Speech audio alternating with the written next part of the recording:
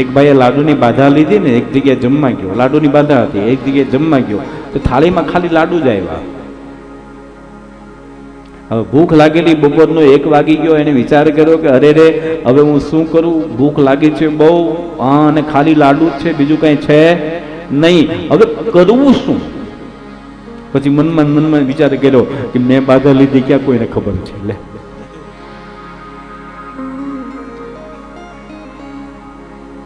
તમે જોવો તો ખરા. પછી શું કર્યું ખબર એને? લાડુ થાળીમાં 4-5 તો લઈ લીધા, ખાવા બાધા તો હતી, પણ પછી લાડુને 2 હાથ જોડીને પ્રણામ કરીને બોલ્યો, બાધા રે બાધા તું મારી માં. શું બોલ્યો? બોલો. બાધા રે બાધા તું મારી માં, લાડુ પરથી ઉઠીને મોહનથાળ પર જા.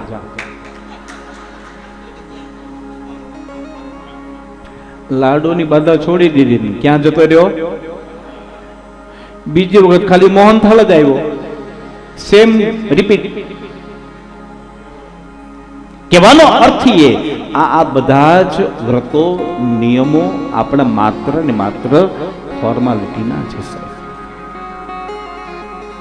આપણે એકાદશીનો ઉપવાસ કરીએ તો આપણે શું કરીએ છીએ? ગઈકાલે સમય બરાબર નહોતો, એટલે ટાઈમ થઈ ગયો હતો, એટલે એકાદશીના વ્રતનો વિધાન હું તમને ન કહી શક્યો. એકાદશીનું વ્રત દસમના દિવસે સ્ટાર્ટ થાય છે. દસમીના દિવસે એક ટાઈમ ભોજન કરવાનું, એકાદશીનો પૂર્ણ ઉપવાસ, અને દ્વાદશીના દિવસે સવારમાં બ્રાહ્મણને ભોજન કરી, સંકલ્પ કરાવી, ભોજન કરાવીને પછી આપણે ભોજન, આવું જ છે ને. પણ આ બધું સમય અંતર, આ બધું દ્વાપર, ત્રેતા અને સતયુગમાં. કળિયુગમાં તો તમારે ખાવ સાબુદાણાના, હા ખવાય.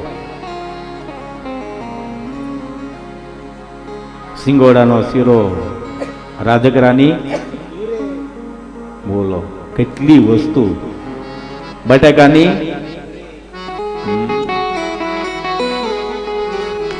હમણાં એક જગ્યાએ શ્રાવણ મહિનો હતો ને, લંડનની વાત, મારી લંડનમાં કથા હતી, તો હું ત્યાંથી બજારમાંથી નીકળ્યો, ત્યાંય બોર્ડ મારેલું, હા ફરાળી પેટીસ.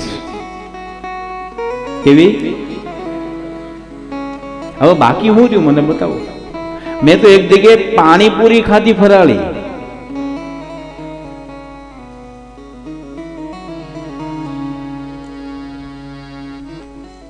શું બાકી રહ્યું મને બતાવો ને તમે?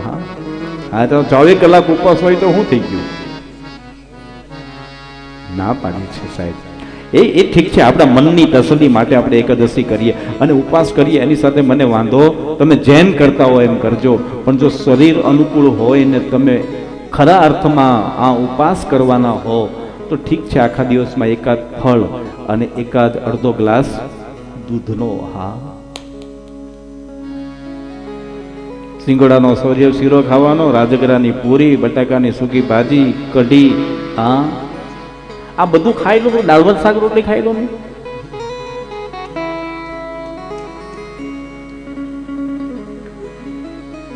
નથી ખબર નહીં, આ ઠીક છે, આપણા મનની તસલ્લી કે આપણે ભાઈ ઉપવાસ કર્યો, પણ ઉપવાસમાં અડધો કિલો બટાકા ખાઈ ગયા એનું શું?